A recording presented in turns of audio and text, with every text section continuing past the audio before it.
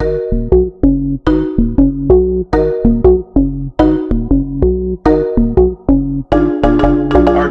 welcome to the show. Today we're going to be talking about how to build a successful team culture. I'm here today with Nick Causa and Declan Foley. And gentlemen, why don't we start by you telling us a little bit about yourselves. What's your story? Yeah, so we're both managers, right? We manage personal trainers at a high-end fitness club. So we, definitely take a kind of person that is, I love personal trainers, but they're definitely their own, right? And so we definitely have our work cut out for us there, but we really try to be sure that everybody on the group works for the group. And it's interesting, the challenge, because most personal trainers are an individualized individual contributor. So it's difficult a lot of times to get everybody to be bought into a collective whole. And so starting as personal training managers, that's really what our goal was, which is not an easy goal. It's very uphill for sure to get everybody to literally be bought into that collective whole. How long have you guys been doing this? I've been doing it for 10 years, a little less than that, but definitely been doing it a little longer. Yeah, about a decade ago, Nick and I met working as personal trainers and then eventually as managers. And, we share very similar philosophies on coaching and leadership. And, a lot of it also comes from backgrounds in sports. And I do coach, track and field and cross country. So a lot of the team-oriented also matches with the individual-oriented and how you combine those two to get the best for both sides. Got it.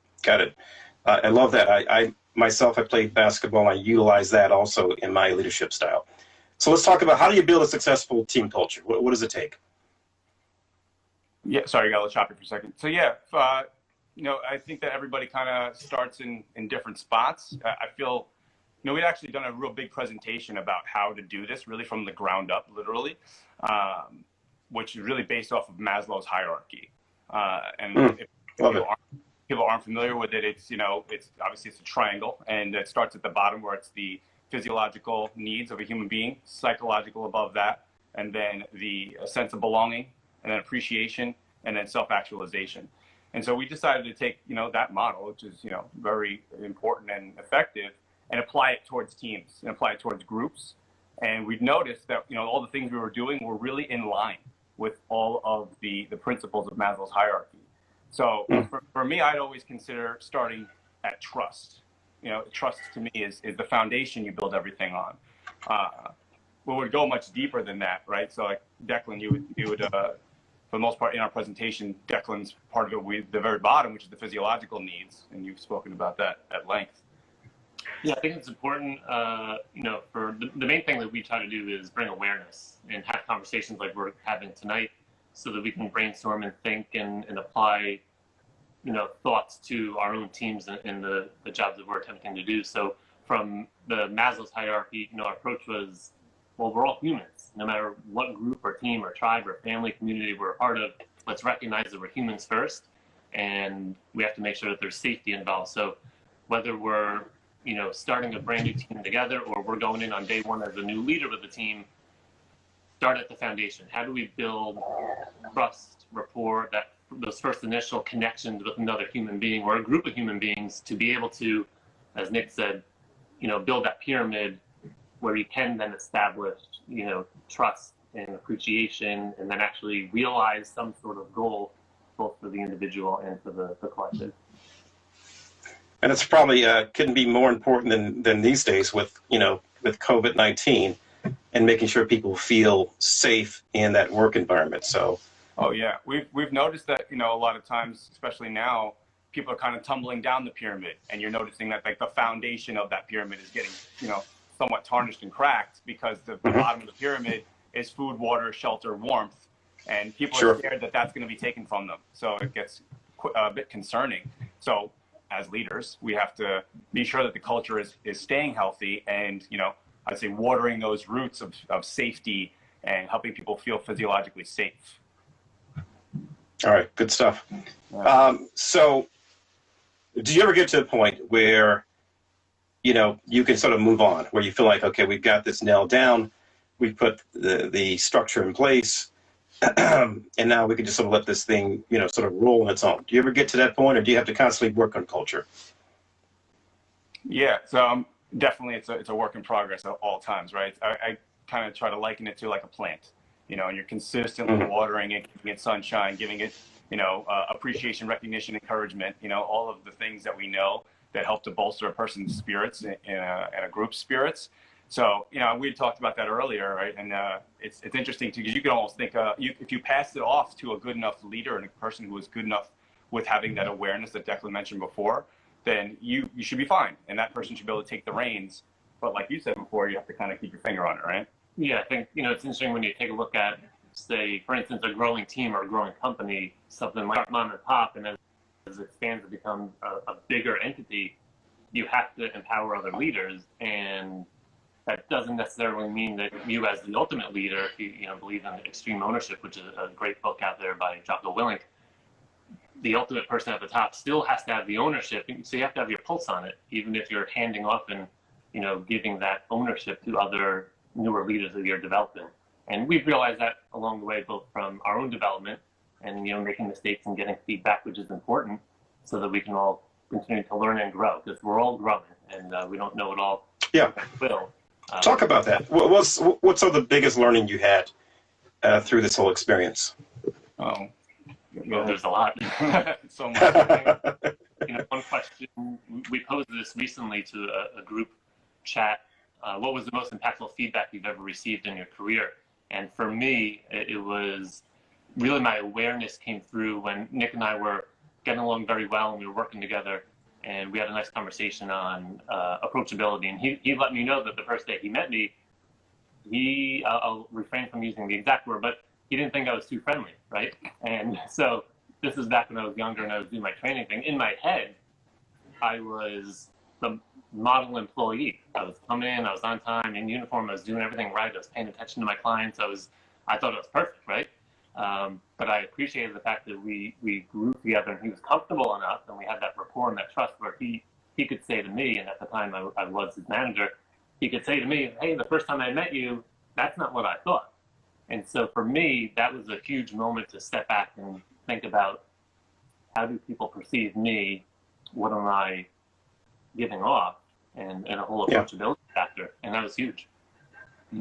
Yeah. What's the ramifications of feedback without trust in your mind? I know going a little bit off script here. What are your thoughts on that? Feedback without trust. Yeah, I feel like it's going to fall flat, right? Because then you're not really, because if you don't have trust, first of all, trust should be built off of transparency. And if you're unable to be transparent with somebody, then there's really no trust. So anybody getting feedback from somebody that they don't trust, they're not exactly going to take that feedback well, or take it to heart, or even, springboard off of it. And it's the same thing goes both ways.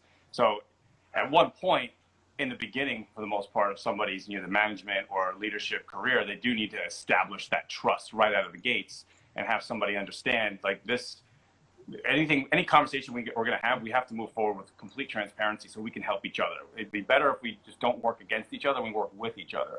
And that's going to be the best feedback you're ever going to get from somebody, is when like I had told Declan what I thought of him when I first met him, but because we had now established so much trust, I was able to tell him that. And because he knew that he could trust me and vice versa, he could take that from somebody who he respects and trusts. And now he thinks it's something that makes sense, you know what I mean? So absolutely, you need trust for sure.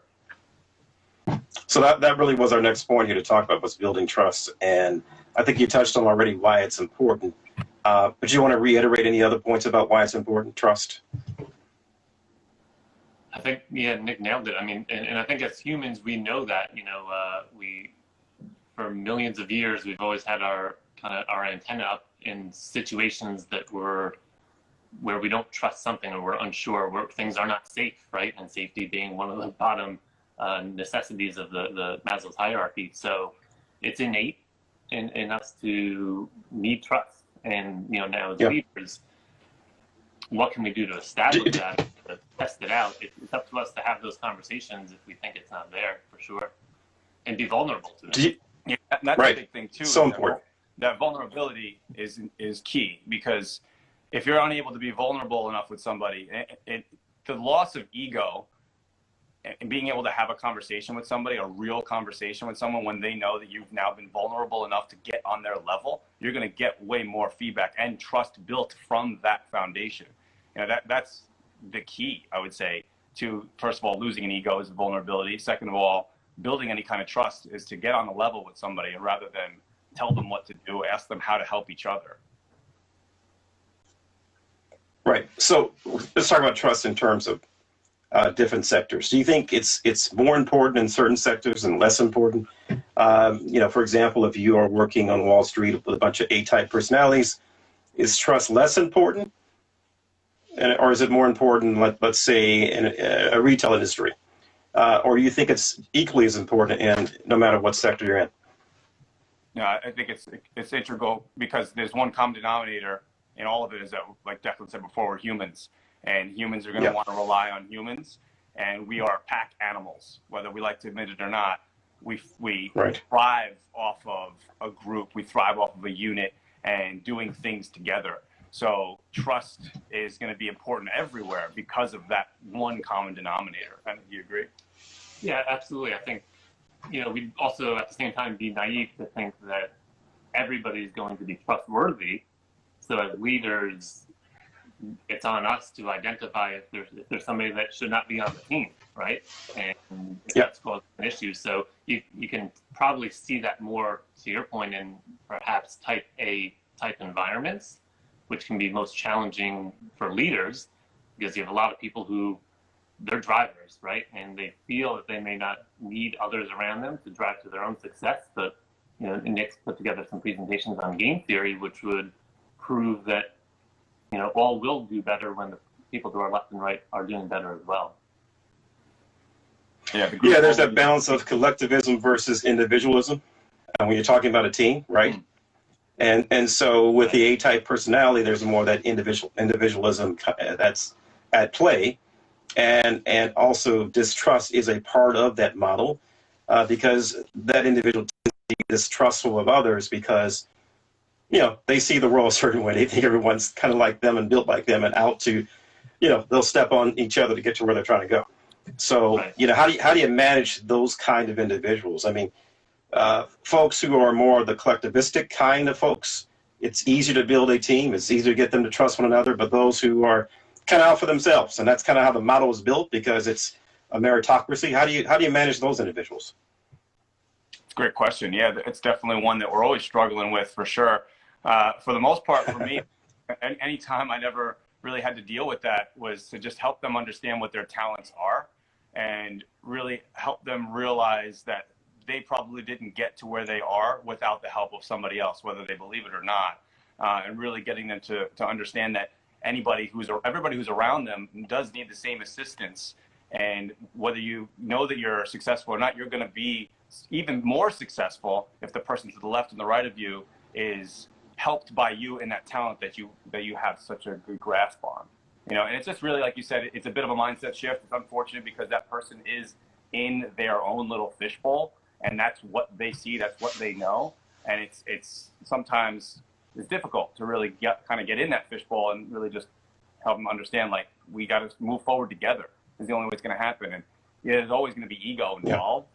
And there's a way, like we had said before, is establishing a bit of vulnerability together somehow. Because if you're able to establish some vulnerability with somebody, they'll maybe do the same, maybe admit some sort of a weakness, and then they can admit a weakness as well. And then you can work up from there, have them understand that they're not perfect, nobody's perfect. And the more we can all realize that, the more we can work together towards a common goal. Yeah. Someone said it's ego driven, right? Thank you, Diana, for that comment. And it's egoism, right? Which is about self-interest.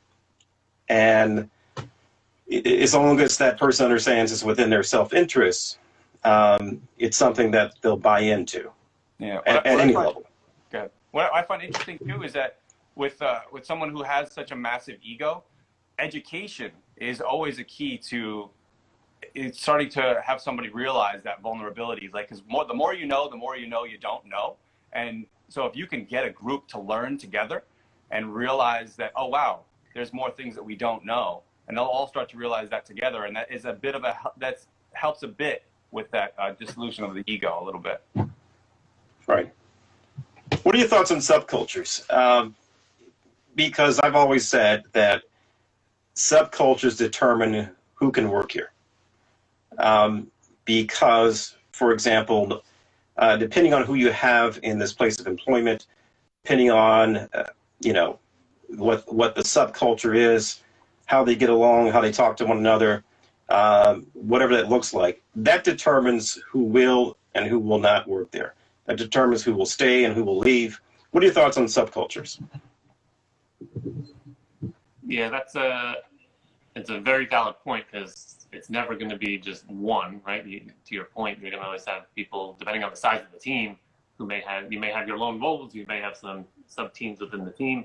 I think it's certainly fine. People are going to gravitate towards people they feel most comfortable with, especially on larger teams. As a leader, I would say that the most important thing is that, again, we have our pulse on it, and that we know what kind of some of the water cooler talk is, or if things are going well or not going well, and allow people to have that freedom within their own humanity in their work environment, but just keep an eye on it. Yeah. And sometimes subcultures can work in your favor. I'm sorry, Nick, go ahead. Yeah, I was going to agree and add that, I think that it's going to happen for sure. It's just about how well we're listening. And then, I always think of, a lot of people will say that the fact that they have somebody on the team that gossips a lot and talks a lot, sometimes listening to those people, you'll be able to gain a lot of insight into those subcultures, and I always used to think of it as keeping your ear to the streets a little bit, and just understanding if so-and-so is talking about this, it could be happening. So, bookmark that, understand that's a subculture facet that's going on underneath, and you need to just keep an eye on it. So the listening part is going to be huge to find out whether that's a positive subculture or a negative one. Got it. Now, if a leader loses trust, how does he or she gain it back? Oh, yeah, we talked about that before. First, you have to recognize it. So recognition is a huge thing, which means you have to be able to lower your ego. And then we've said the word, you got to be vulnerable. So you need to reduce your ego, recognize it, own it, and then be vulnerable with it. So depending on the circumstances, there's nothing more powerful at times than to say to anybody, hey, I screwed up. I messed this one up. And I recognize it, and here's what I'm going to do about it. And then go have your actions follow your words. That's the most powerful thing that you can do. Yeah. I think that what's also helpful is, obviously you have to have the awareness to do this, but, having someone else see your perspective when you made that decision that broke that trust.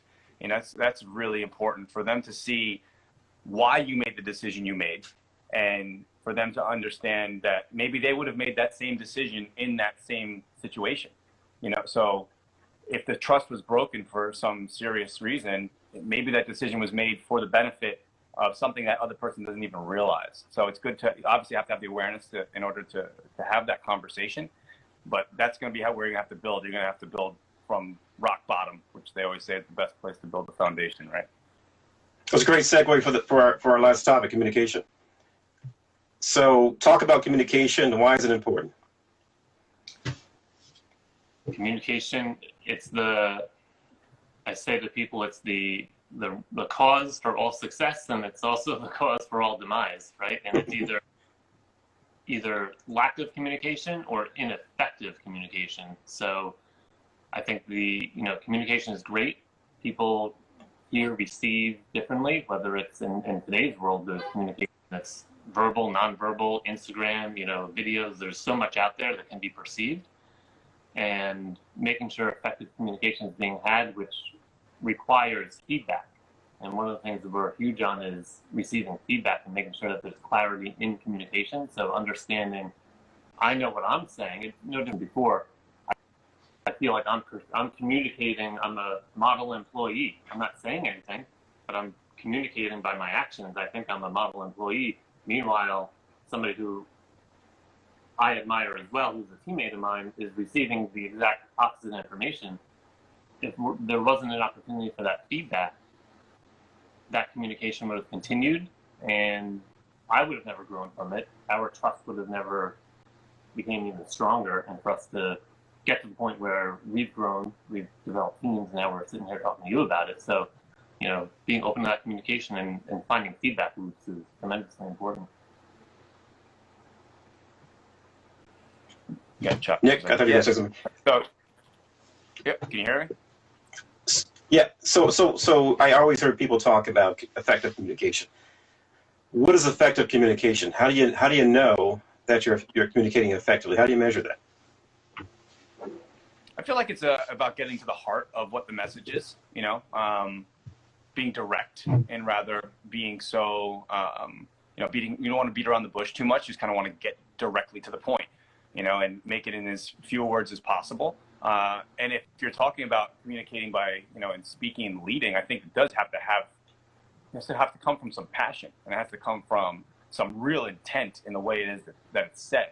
Because you can easily say to somebody, let's hit this goal, or you could be like, guys, let's make this happen. Let's hit this goal, and deliver it with a lot of passion.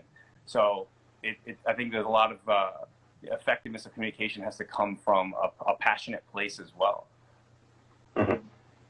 One of the things we recognize a lot, we're big fans of Kim Scott in her book Radical Candor, and she gives the example of, which most people will understand. She sees a gentleman walking his dog, and the dog is about to walk. Gentleman's not paying attention, and so she goes up to him and says, "Sir, I could see that you love your dog, and you would do anything for him, but you're going to kill him if you don't control him." And that's the essence of radical candor, and to Nick's point, being kind of succinct but powerful and passionate in giving feedback and having conversations. So she doesn't know the guy; it's a complete stranger. So doesn't have any trust in that moment, but she goes up with passion and hitting him with his own feelings. Like, she made the assumption the guy loves his dog, which one can safely assume, but also gave him the immediate feedback of, well, if you don't control your dog, if you don't do better in this situation, you're not going to achieve the result that you want. Got it. So is it possible to over-communicate? Yeah, I feel like you can dilute the message. Okay. You certainly want to, I think it was like a constant gentle pressure approach was a Danny Meyer quote. So you certainly want to make sure that communication is happening often enough to get the message across. But if it's happening in a way that's almost annoying, it could more than likely dilute the message. So that can be kind of scary. That would ruin everything you were trying to do and almost make that message seem so much more unimportant. So yeah, I think there is a possibility to do that for sure, but you certainly want to make that constant gentle pressure be known. Oddly enough, over communication can erode the very trust that we work so hard to build, because people could, to Nick's point, take it the wrong way and be like, you don't trust me. We try to empower people, which at some point needs to limit communication. We should check for understanding, but not over-communicate, right? Right. And if someone has a language barrier, does that affect their ability to effectively communicate, in your mind? No, we actually said before, it felt like that actually can strengthen it, because here you have to actually get the message across in a very direct way and in a passionate way as well, right? So you have to really, find the right words to get the message across. So I feel like it could actually, make it a lot stronger or bolster it. Yeah, it was a great conversation. It probably forces us to think more about the communication we are engaging in, which is a good thing. Yeah. Yeah, I've managed several people with a language barrier, and they tended to say things. They tended to repackage what they were trying to say, and sometimes it comes off as if the person they're talking to, it's almost insulting, because the person who's listening to them talk, it feels like, I got it the first time, so you don't have to tell it to me, 3 different ways. And so that sometimes can happen when someone has a language barrier and they're insecure about it. Sometimes they can repackage it 3 times the same message, because they feel like the person isn't getting what they're saying. So what else, gentlemen, that we haven't talked about in your minds can build a successful team culture? Yeah, I think we touched on it a bit, but we kind of just very kind of grazed over it. But Sure. a sense of belonging, right? If you can have people understand that they belong where they are, that they're with a like-minded group of individuals, and self-determination theory proves that, right? We want to make sure that that what they're doing matters, that they're autonomous, right? And that's something that they're able to understand, that everybody on the group is also falling into that same bucket. And we've made sure that many other managers are constantly strengthening this by maybe creating some kind of a FOMO within your own culture, where people are kind of upset that they missed out on maybe a staff outing, they missed out on some sort of an education workshop. So really making that sense of belonging almost be like, you don't want to create anxiety, but you want to make somebody feel like, no, I don't want to miss out on the next one, right? So you want to feel like you belong. You have more to say about sense of belonging? Yeah, I would say, following up on the sense of belonging, and we're following kind of Maslow's hierarchy now, one thing that sticks out to me that I've learned probably the most over the years is, as a manager, it can be very easy when we get eagle eyes to find what's wrong, when we walk into a room or walk into, a place of work and find things that people aren't doing correctly. But probably the most important thing to do is to find the good, as Nick has taught me. And, I went to a coaching workshop, track and field, many years ago, and after spending hundreds of dollars, and this is why Nick and I are passionate about having conversations and bringing awareness, is the hope that somebody takes one thing that they can then take to somebody else, and it's an effective tool to communicate. So after spending hundreds of dollars flying out to California, the most impactful thing that I brought home with me was something that Coach V. Hill, who's a well-respected track and field coach, said. Sometimes the coach's only job is to say, hey, you look great today. And it can be as simple as that. And that's appreciation, it's acknowledgement of the hard work that you're putting in. And, they've done studies that prove that it's not money that matters most to people in the workplace. It's oftentimes the community, the sense of belonging, and the appreciation, and the people, the humans that we're with. And so I would add to that. Yeah, I said it before, appreciation, recognition, and encouragement. The thing with culture, we talked about before we got on the call, is that there's really no metric for it. It's very hard to put your finger on it. And there's no meter that you're going to be able to take a look at and be like, oh, our culture is healthy today. And we've talked about asking the team about what the culture's health is like by asking, hey, on a scale of 1 to 10, how healthy is the culture? And if someone says a 5, and you say, okay, well, how come it's not a 6, or how come it's not an 8, how come it's not a 9? And they'll say, hey, we don't do those staff outings anymore. We don't do education workshops anymore. That's all feedback that's great for you to move forward to get a higher number next time. And if they tell you, it's a 5, and you say, how come it's not a 4? Then you're going to find out the things that you're doing right that you can continue to do more and more and more of. So constantly asking for that feedback from them. I always like to say the team has all the answers. You just have to ask. You got to ask them, is there anything I should be doing better? Is there anything that I did not hold myself accountable to, that I told you that I would do, that I forgot about? If I did, it wasn't against you. I just forgot, and I'd love for you to remind me. Having that humility to be able to be okay with not being okay all the time. Got it. Yeah. What else, gentlemen? Anything else on building a successful culture? Like I said, it's a plant. You got to continue to water it. Oops, sorry. So no, I'm just going to ask a couple of questions from not on my list here, but self-discovery. What does that mean to you guys? Leading people to self-discovery. Is that something that you incorporate into building a culture as well? Oh yeah. Just the word coach means to take somebody somewhere. So yeah. If you don't know where they want to go, how are you ever going to take them somewhere? Like if you're a manager, you're a coach. So if you don't know what employee A, what their aspirations are, where they want to go, then what kind of coach are you? So if they say they want to be, an executive vice president, it's like, okay, well, let's put the pieces in place to get you there. So they may not know what it is that they want unless you ask and you say, and I put a post about this a while ago, and I'm sure a few people know the concept, but like the 5 whys. I want to make more money. Why? Because I never had a lot of money. Why? And then you can kind of dig and find out what this person's real drivers are and their own self-discovery. And you as the coach, take them where they want to go, because that's your job. Yeah. That may have been my post you saw. What's that? I said it may have been my post that you saw about that 5 whys. Oh, nice. Perfect. Good. Yeah. I like it. Exactly. Yeah. That's a trick I learned a long time ago. Ask yourself why 5 times to get to, just peel the onion back and get to the core answer. Yeah, exactly. Just so you guys know what I do, I'm a store manager. I've been doing this for a long time, and been in retail for almost 30 years.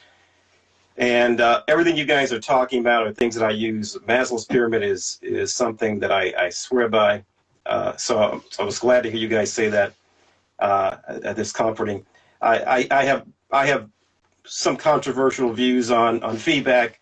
We don't have to get into that, but part of what I did to begin my career was I was in asset protection. I used to interrogate people for a living, and so the things I learned as an interrogator I use in my coaching, because leading people to self-discovery for me is about leading that person to admitting that they need to change their behavior, and then having them come up with the plans to change it.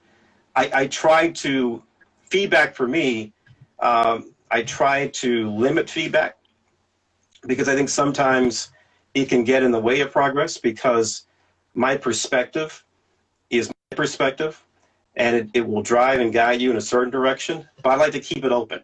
I will give you my feedback if you ask for it, but the way that I coach, the way that I a person to self-discovery is really how they will answer the questions that I'm going to ask them that are really guiding the conversation.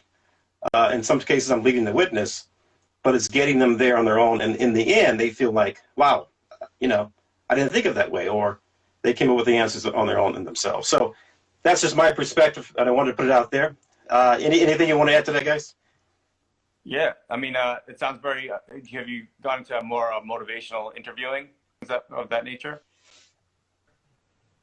Nick, I'm sorry, you broke up on that. Say it again. I was saying, Nick, say it again. Gone into any motivational? Can you hear me? Yeah, I can hear you now. Go ahead.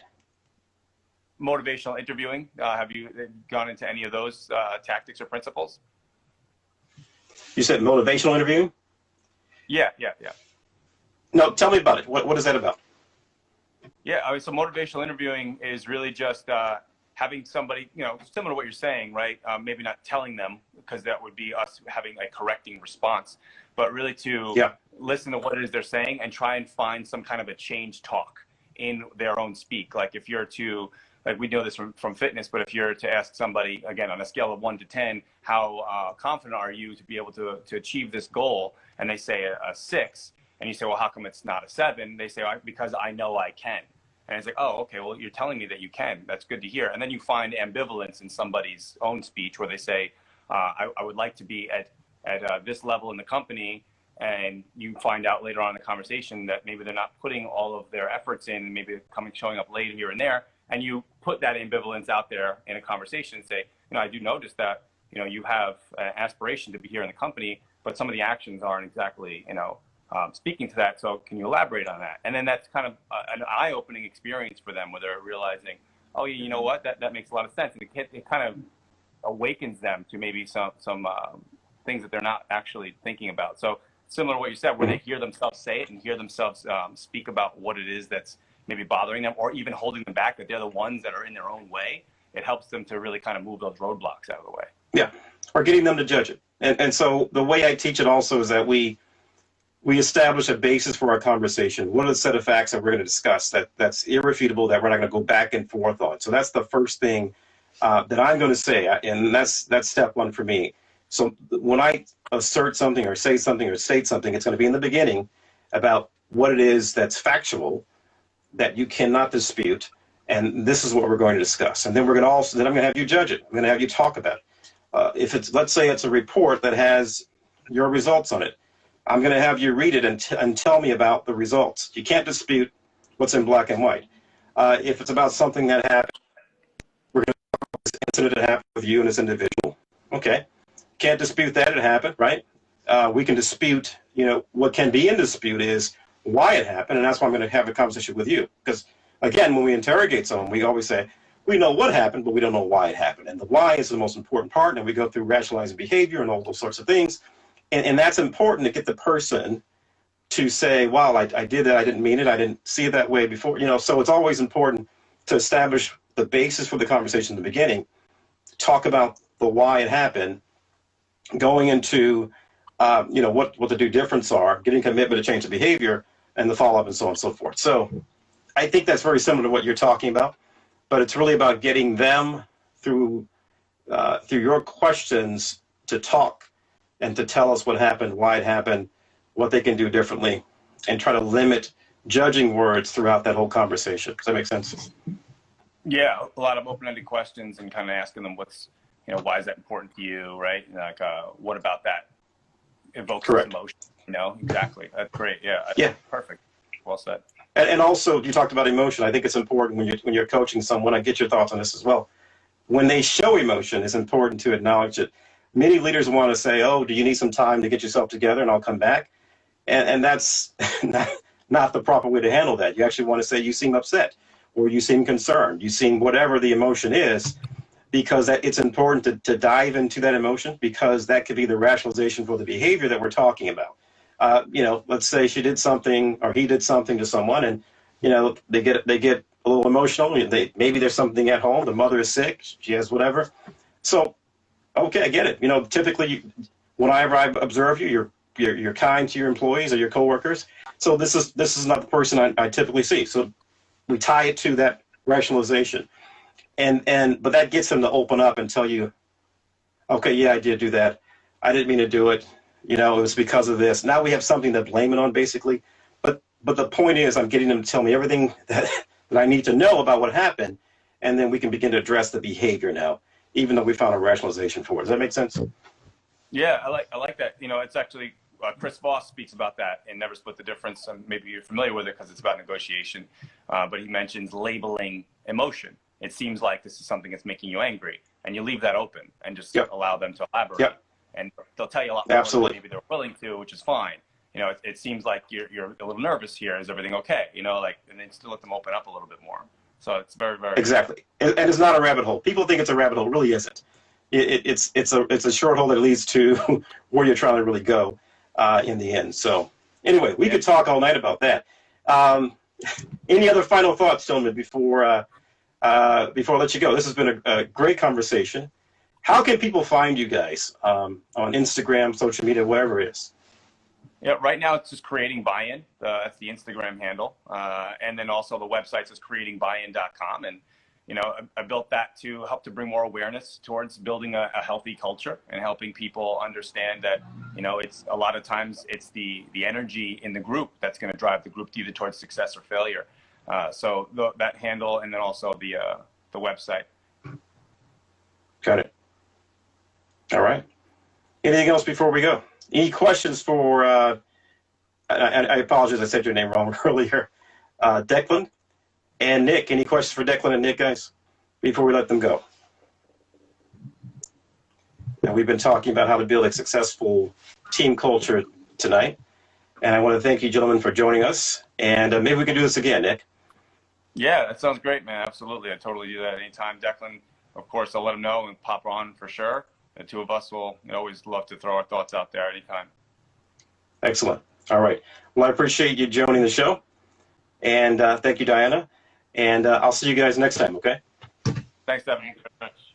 All right. Take care. Thank you. Bye.